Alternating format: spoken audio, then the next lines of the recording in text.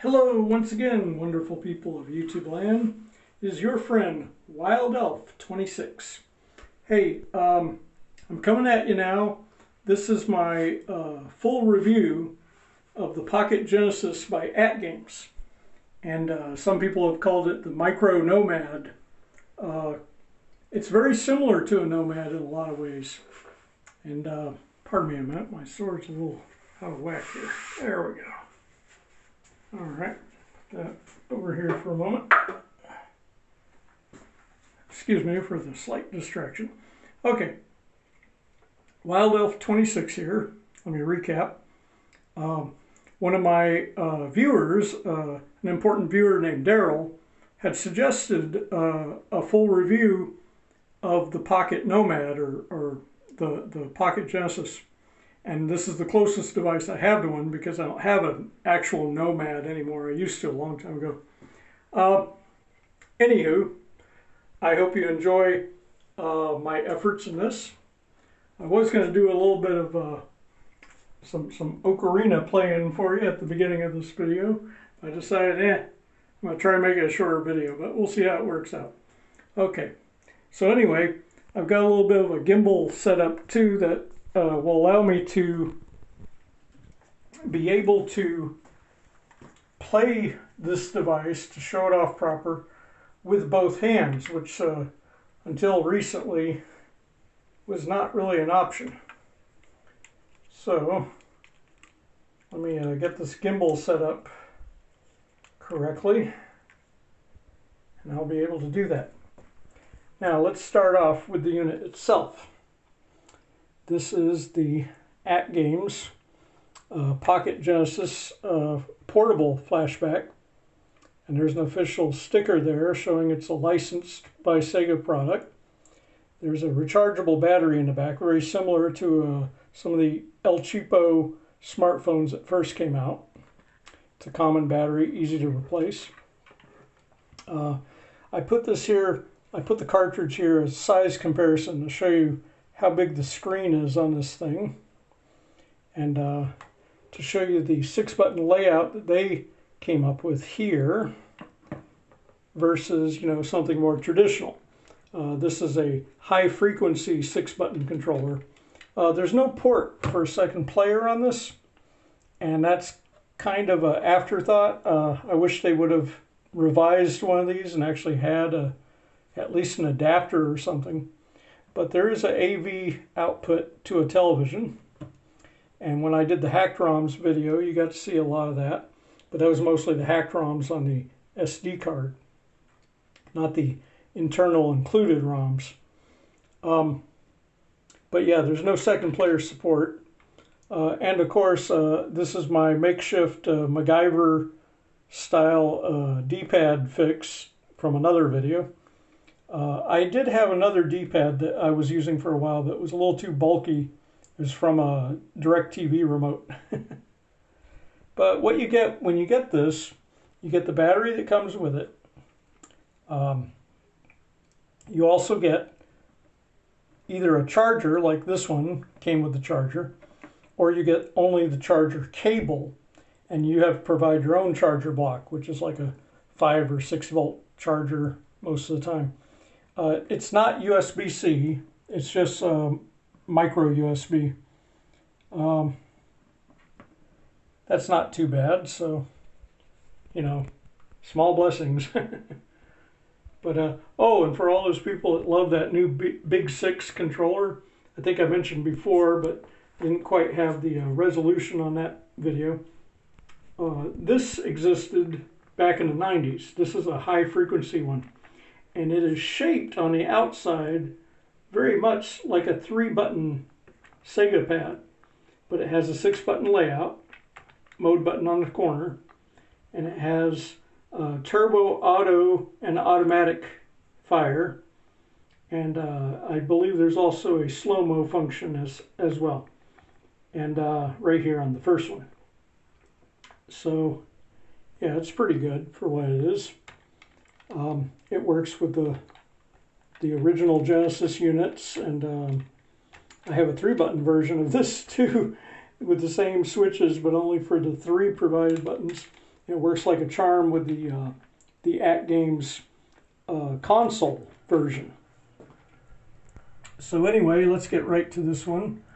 I'm going to do the gimbal here, and this way you'll have some idea of what the heck I'm talking about. There's a spring load thing here. I'm trying to do it without activating the touch screen. There we go. Okay, I can see part of the screen here. And see how well this holds here. Okay, guys. Hey, look, there's both my hands. Yeah, so it's partially working. I'm going to try to center this in frame now. And here we go. Switch on the bottom is power. This red button is the start button. It's also the accept button for the choices on the menu.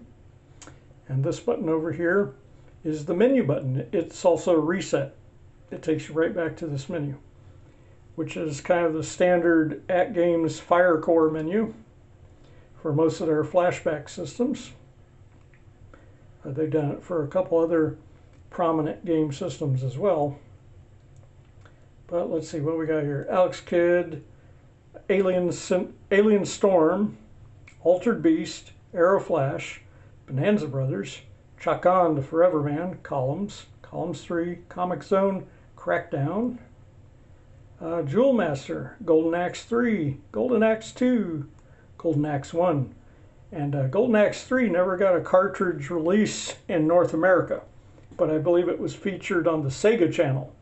Another thing that Sega mistakenly poured a lot of money into and really wasn't worth it when it was all said and done. Golden Axe 2, classic, and the original Golden Axe, Game Ground, flicky, a little annoying, but good for the smaller kids. Fatal Labyrinth, eSWAT, that's a high difficulty curve eSWAT. Dr. Robotnik's Mean Bean Machine. Compile made this. This is the Sega version, but they also made the Nintendo version of the Puyo game format. You probably better know it as Kirby's Avalanche. It's essentially the same game. A lot of the animations are virtually identical. You'll see what I mean during some gameplay. Decap Attack, Kid Chameleon, Mortal Kombat 2, Mortal Kombat 3. You cannot do special moves or fatalities unless it's hooked up to the television for some reason.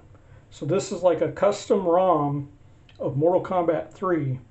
And it's not particularly clear why they did that, because to me the fatalities are far more grisly on MK2, more realistic also, if that can be applied to it. And the original Mortal Kombat. You put in the Abacab code or the Dullard code and you have access to blood fatalities. What we got here? We got Pac Panic, puzzle game, Phantasy Star 2, Phantasy Star 3, kind of that RPG action flavor. Rolling Thunder, arcade action, Rolling Thunder 3, and Shadow Dancer, The Legend of Shinobi. There's a decent difficulty curve in Shadow Dancer. The Ooze, Super Thunderblade, arcade classic. What we got here? Splatterhouse 2, Sonic the Hedgehog 2, Sonic the Hedgehog 1, and Sonic Spinball.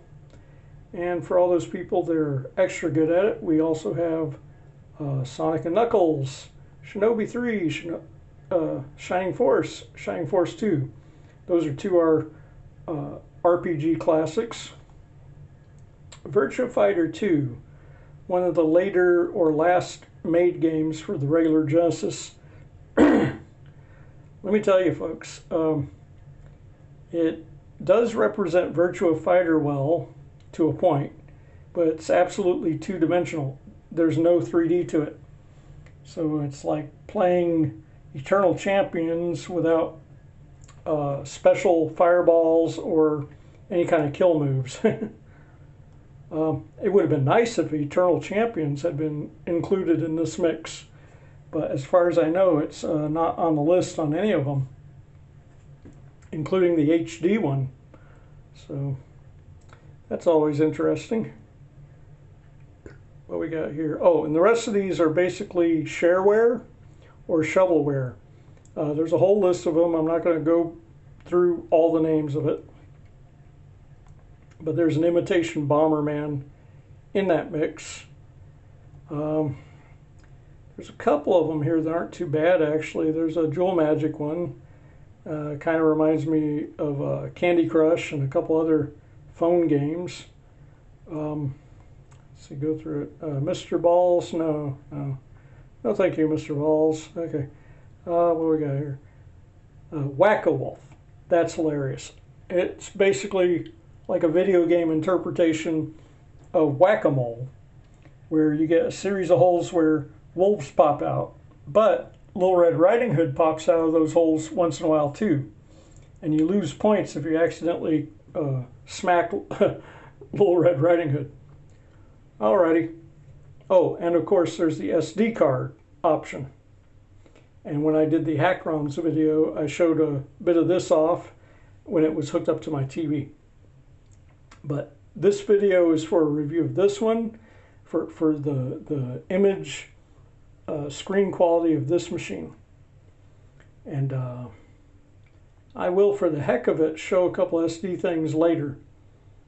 But this is primarily about the Genesis specific games that are included with this Pocket Genesis, aka @games Micro Nomad. Alrighty, guys. Let's see, which game should we start out with? I was talking a little bit about Sonic the Hedgehog 2, so let's go there.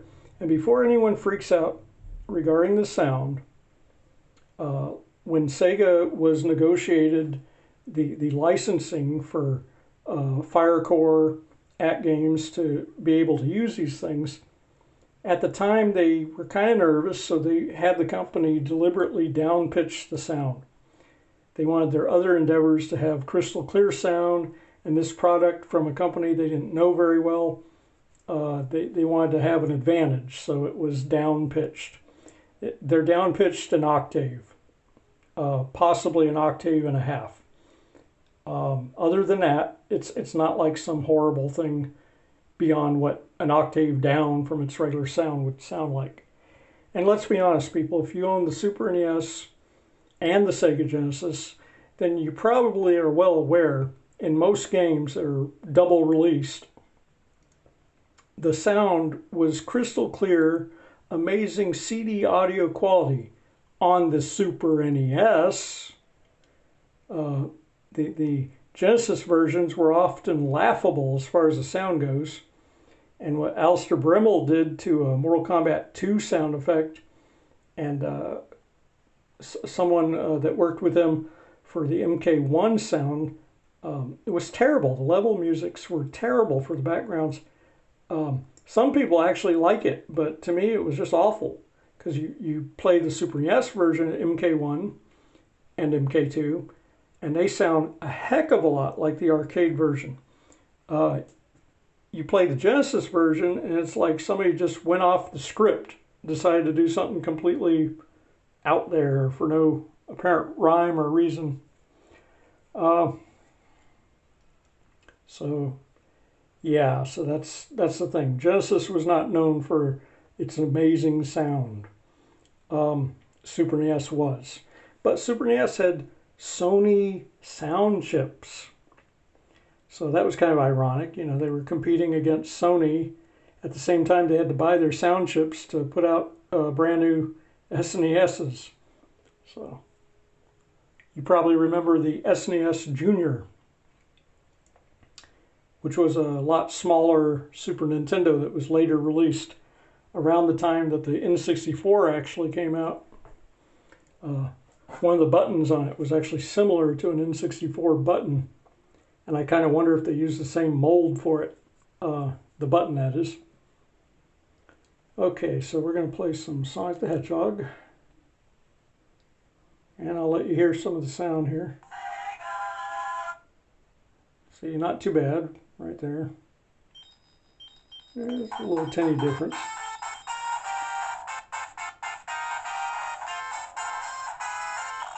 Yeah.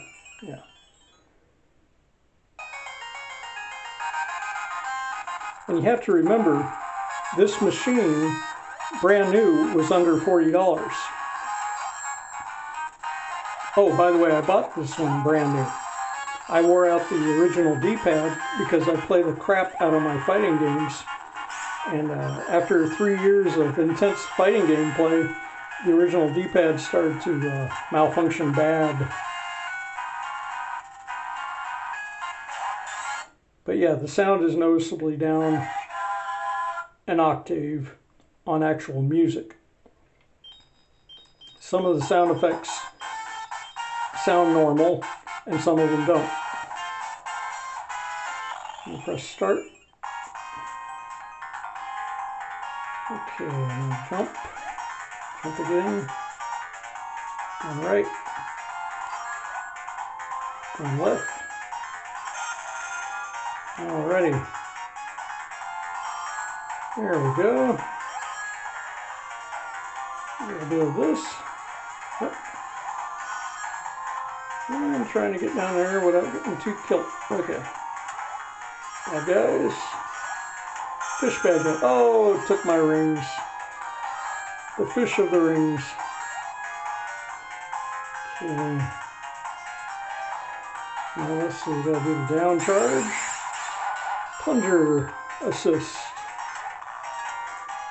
And some loop-de-loops. So hold on a minute, guys.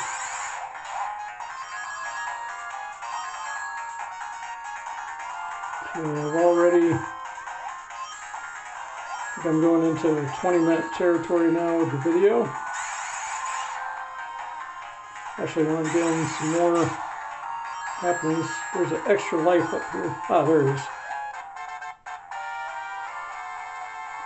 Yeah, see, that doesn't sound too bad. And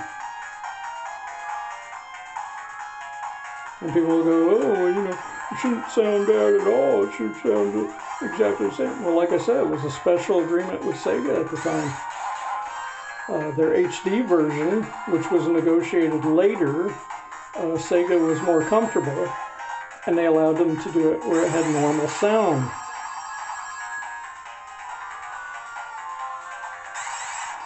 But unfortunately, they didn't re-release any of these AV ones with the adjusted sound after their new negotiations had went through. I wish they had. That would have been nice, but that was just the color of the animal at the time. Oh, I just got another extra Sonic. Okay. Let's see here. There we go. Alrighty. So let's see. There we go. And that was Sonic 2. Hold on a minute. I gotta get closer a minute. Sorry if the camera's kind of going everywhere. At least I can demonstrate. There. Okay, I'm gonna hit reset. Alright. Got a little bit of Sonic action there. Gonna go to Dr. Robotnik's Mean Bean Machine. Oh, wait a minute. I'm just going all over the place now, aren't I? Okay. Yeah, Dr. Robotnik's Mean Bean Machine.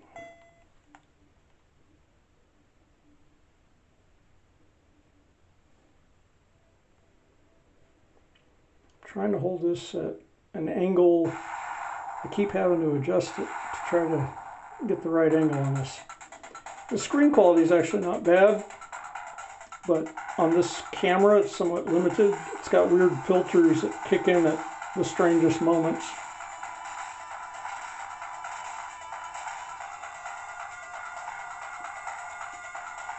Yeah, at the bottom you can see the copyright of 1993 compile with Sega. So it is indeed the Sega version of Kirby's Avalanche. Here's Dr. Robotnik, KF Chicken, and Grounder. Okay. I'm trying to start the game. Okay. There we go. Turn down just a little. Okay.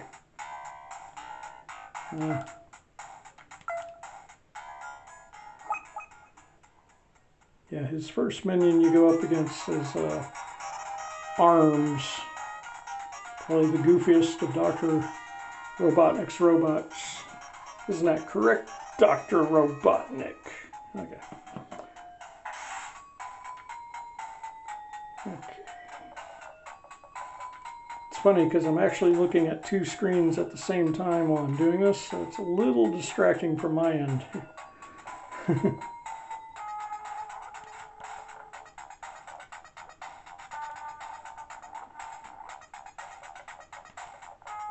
Okay. I did choose normal difficulty, so. And sometimes it'll stick to that, and sometimes it'll get insanely difficult for no apparent reason. I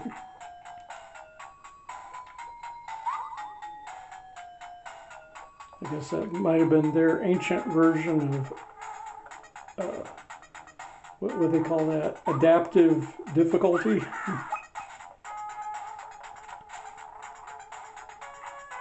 Oh boy, he just kicked a bunch of that my way, didn't he? Okay, well, yeah, the computer's being a grade A prick right now, so apologize for that. Apparently it's not going to give me the blues because I need the blue ones. Okay. Yeah. It's being a straight up prick. Okay. Yeah, when it kills you on the first guy, when it doesn't give you anything that would remotely help you, that's when you know the computer's in crap mode right there. So, yeah, I'm not going to let it cheat me. So, usually I do pretty good. I get to the third guy before it starts pulling some shenanigans. Okay. Let's try Aeroflash. It's kind of like a Robotech game, only it's a girl pilot, and the Robotech airplane fighter thing she's flying looks kind of cutesy. You'll see what I mean if you're not already familiar with Aeroflash.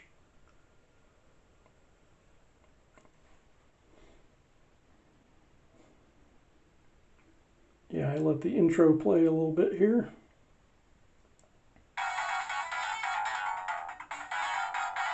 Okay. Speaker does good if it's a little bit lower, so.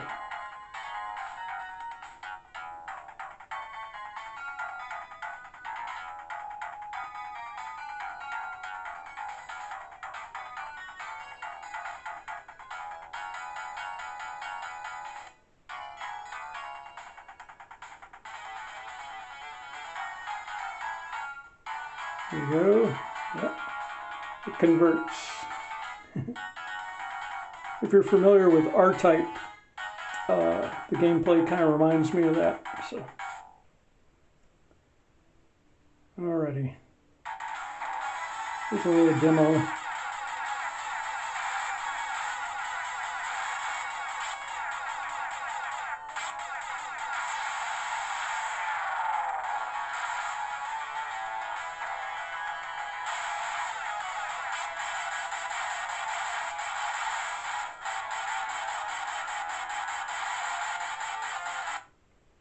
Okay, I'm going to press start.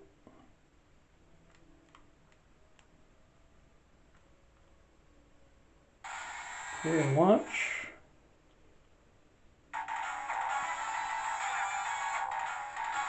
Okay. Looks like the A button converts. Oh. Well, that didn't take long, did it? Oh. Well, it doesn't have rapid fire, so that's kind of a drawback.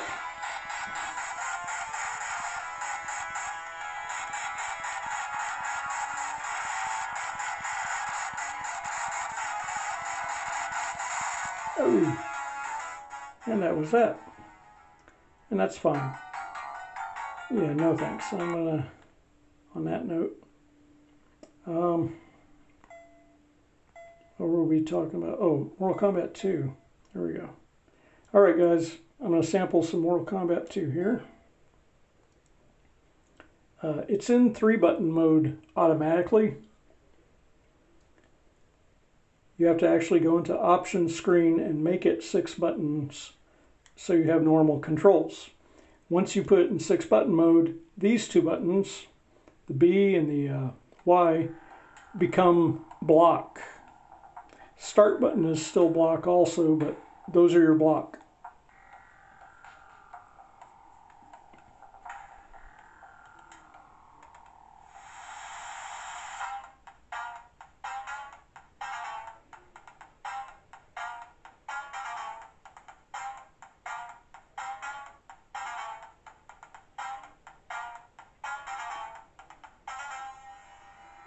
Yeah, so that wonderful Alistair Brimble music.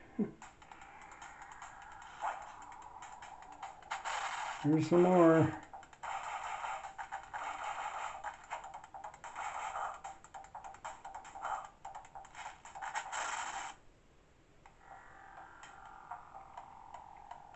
There we go. Okay, start. Options, start. Extra controls, port 1 6-button, just for heck of it, port 2 6-button, done. And put it on done to open the other options. Let me adjust my D-pad. Left, down, left, right, down, right, left, left, right, right. There we go, test modes. And my makeshift D-pad worked fine for that, didn't it? No damage player 1, just for demo purposes. 1 hit kills player 2, free play, soak test, friendships, and ooh, nasty. In case I want to make the frugality occur, you pick Raiden, you go on the armory stage and defeat them the way you would with to make a friendship, but press away, way, way block, and Raiden does the frugality. Okay, credits 24, because there's a code on the SNES that gives you 24 credits. So it seems to be a good number. Okay, yeah, I'll leave it where it's at. There's a reason it starts on that difficulty. Okay.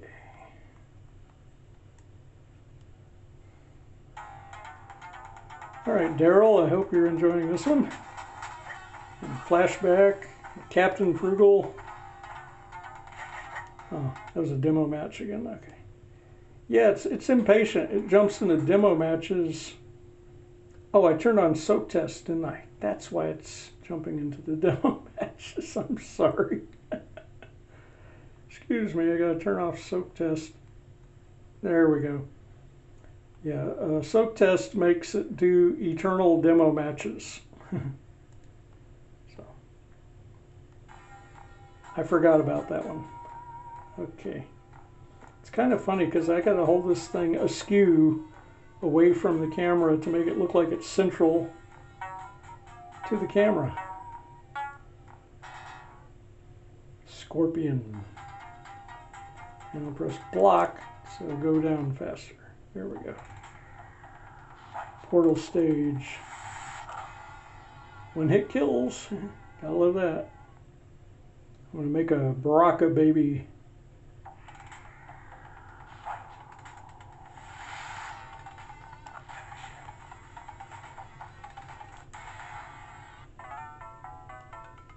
Oh, I did the friendship instead. Okay. There we go. He bought a scorpion doll.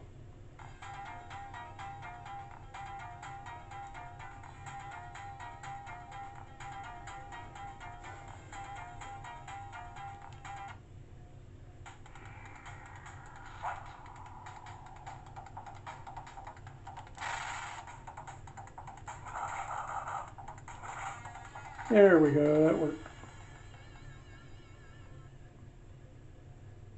Kind of surprised that the spear didn't count as a single hit kill.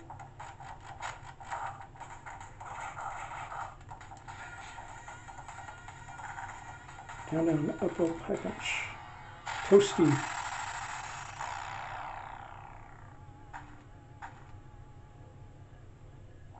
It didn't say toasty. Okay. Well, SNES version and arcade, it'll say toasty. Okay.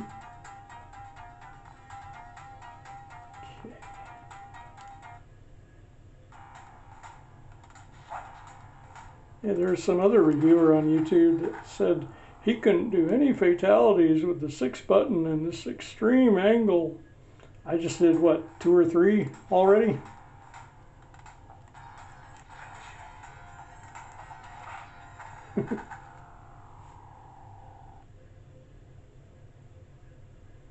And I'm working with a makeshift D-pad. And I still did these things.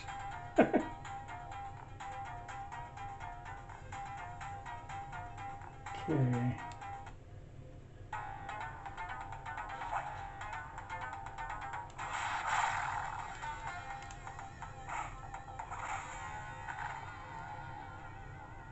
It's funny too, you know, people get persnickety about the price of some of the cheap ones, but then they'll buy something like an arcade 1-up, right?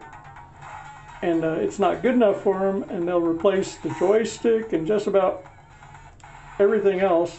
Hey, how about that? I did the pit fatality, makeshift D-pad, strange arc of the 6 buttons. Ooh, what a weird angle they're in. Still did it. Okay.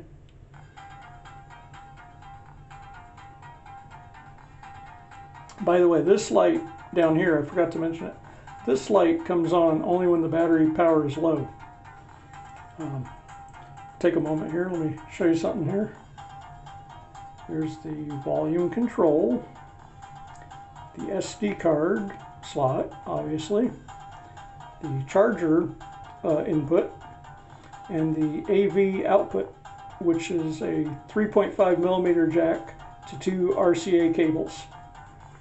There is a dedicated headphone jack right here, and you go over here and there's the power button, and it comes with one of these Wii straps, only the one it came with was black, so I put an actual Wii strap, a white one, to give it contrast, so when I put it down in a dark room I can see at least something to remind me it's there to not forget it. You know, when the power is turned off on it. Okay.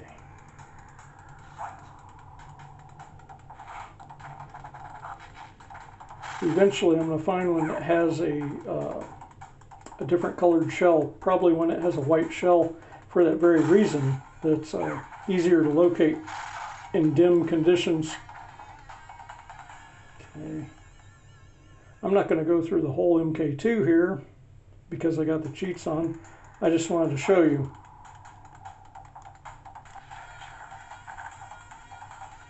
Finisher, it says. There we go. There, I finished her. Just a friendly knee. Okay.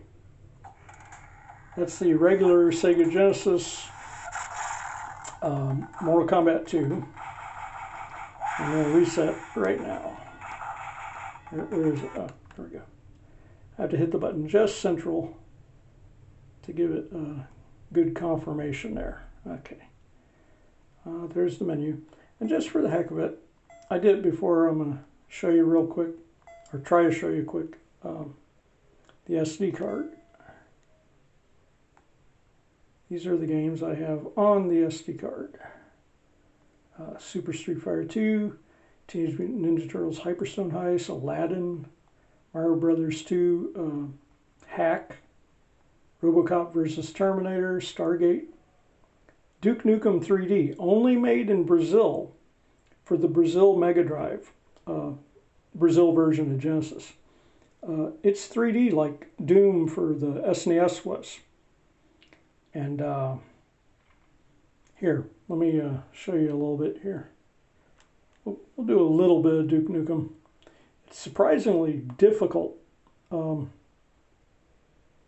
There is, believe it or not, some cheat codes for it, but I don't have them on hand at the moment. The game loads. And, oh, the ROMs, the Genesis ROMs you put on your SD card, they have to be under 4 MB. That's the maximum that this machine will recognize. If you have a hack ROM, it could be up to 10 or 11 MB on some of them, and it simply won't recognize or load those because they're too large. Which is good because most of the regular Genesis ROMs in general are under 4 MB. 3D Realms. Turn it up a little. Yeah, a company called Tectoy in Brazil. They're really good, and they made a lot of ports for Genesis Mega Drive down there, and for the Master System, which was surprisingly well supported in Brazil. Here we go with the demo match.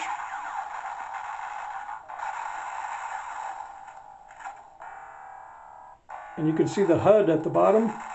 And when I compared the window of the actual 3D area being shown, it's slightly larger in comparison size to the SNES window on Doom.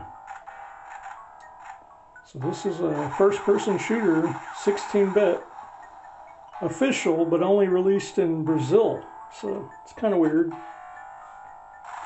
Majority of the menus are all English. The spoken Duke Nukem dialogue is English. So that's kind of interesting.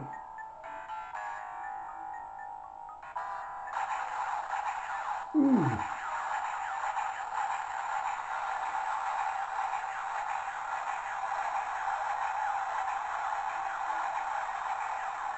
Alrighty. Let me start. This is new game. Load. Credits. Help. Okay, let me see. New game. A. Let's rock. Piece of cake. Okay. Let's rock. And there it says it. Duke actually says, let's rock. Yeah.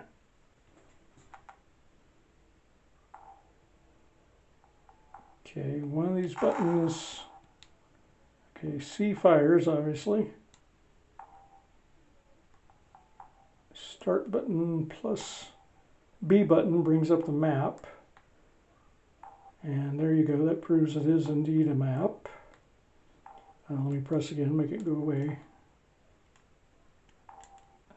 Oh, I gotta hold this, there we go. This game is in 3-button mode. There is a way to get 6-button mode, but it's kind of complicated. And there are cheats for this, both in 3-button as well as 6-button.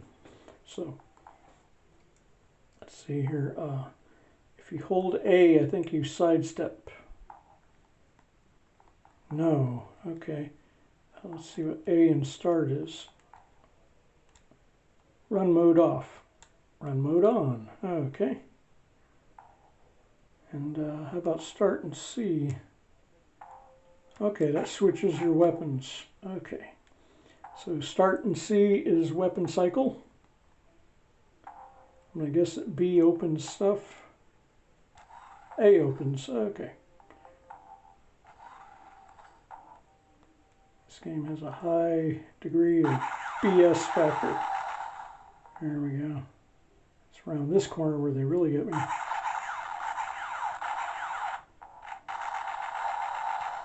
Huh. And he didn't drop any ammo. And behind this door is some bad guys that kind of kill you instantly. So here we go. Yeah, they killed me. Yeah, and that's on Piece of Cake. No, that's on Let's Rock difficulty. Essentially, medium difficulty. So that's Duke Nukem. And hope you guys enjoyed that on the Pocket Genesis. There we go. I'm going to reset. I'm going to go back to SD menu though. Okay.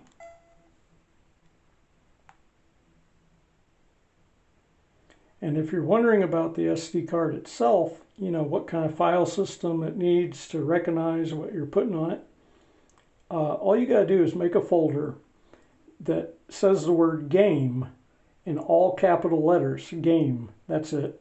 And then put your bin files, if they're zip, convert them to bin, Genesis or Mega Drive ROMs. And even the AtGames site itself has some custom ROMs that have been okayed by Sega itself to download. So that's a ethical solution, but they don't have the hacked ROMs. So I had to jump through some hoops to get my hands on these hacked ROMs. But I got Donkey Kong Country. That's a heck of a hack. Balls 3D, not a hack. A hack version of Splatterhouse 3, because the American version of Splatterhouse 3 would not be recognized on this for some reason. And I found out that the machine is particular, it tends to like Europe ROMs and Japanese ROMs. So every time I start putting specifically American ROMs in there, the majority of the time it has trouble or won't load them. Devil's Crush or Devil's Crash, Street Fighter 2 Turbo, it's essentially Championship Edition. Star Trek DS9, Sailor Moon, I think this is the English translated one. Star Trek TNG, Echoes of the Past, Lethal Enforcers 2 Gunfighters, and Sonic 3D Blast. Burning Force, and got a couple versions of Ninja Turtles Hyperstone Heist. One of them's the Europe one, where they're the hero turtles. And that's a whole interesting thing to itself. Okay, guys, just for the sake of it, this is a gun game for the Genesis that you use light guns for. You obviously can't use them on the LCD screen, and you can't plug a LCD gun into this portable version anyway, but it is fun to use it manually sometimes. But yeah, they did a good effort, and there was never a Lethal Enforcers 2, the sequel. It was never on the SNES. It was only on Genesis, Sega Genesis CD, and the PlayStation had a collection of Lethal Enforcer on it that included Lethal Enforcers 2. So here we go. Lethal Enforcers 2, Gunfighters. I think it was made by Konami.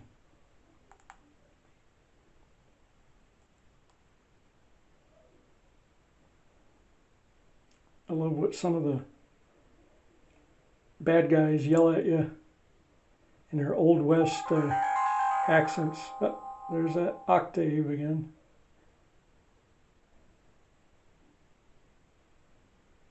Here we go.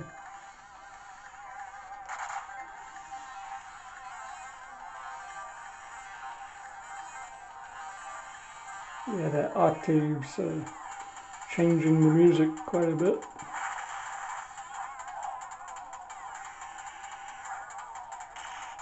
At least they tried with the audio in this game.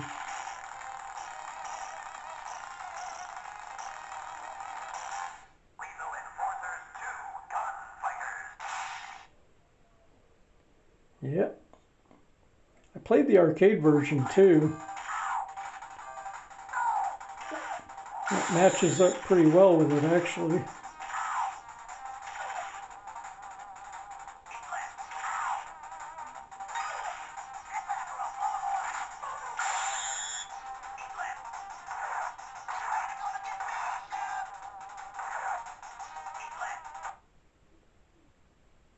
Alrighty. Let's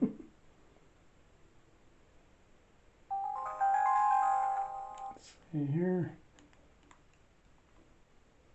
One player joypad, yep. I think C reloads.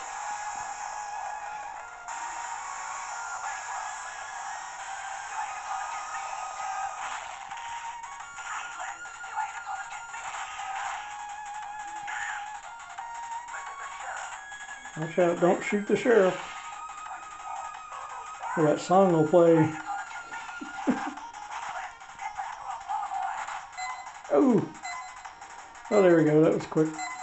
I just wanted you guys to see that one because it was pretty cool. Okay, guys. It's been great. This is your pal, Wild Elf 26. Hope you enjoyed my somewhat full review of the Pocket Genesis from At Games, also known as a Micro Nomad. And I hope everybody liked it. Alrighty. If you have any questions or if you like the video, please press like. Like helps me out a lot, and it shows that you cared about the video. And what really shows you care about the video is if you leave some interesting comments. If you have questions, feel free to ask me. If you want to mosey down memory lane and tell me about something similar, I'd love to hear about it. You know, I'd love to give you a comment on it right back about it. All right, guys, you have a good one. Hope this was a somewhat short video. If not, I hope it's quality for you, or at least a point of entertainment. Okay, guys, turn off the At Games Pocket Genesis. Sit her down, nice and good. Oh, now I'm in a cowboy mood because of all that lethal enforcers. Yeehaw! Where's my 6-gun? Whee! All right. And I'm not sure how to wrap up this video. Let me take it off the gimbal. That might help. Hold on, I'm going to try to do it without affecting the video. Oh, you can see my Hyrulean boots. Yeah, sometimes I get a little dirty. Well, excuse me, princess. All right, guys. This is your good friend, Wild Elf 26, and I hope you enjoyed my full, complete review of the Pocket Genesis from At Games, also known as a Micro Nomad. Dun, dun, dun.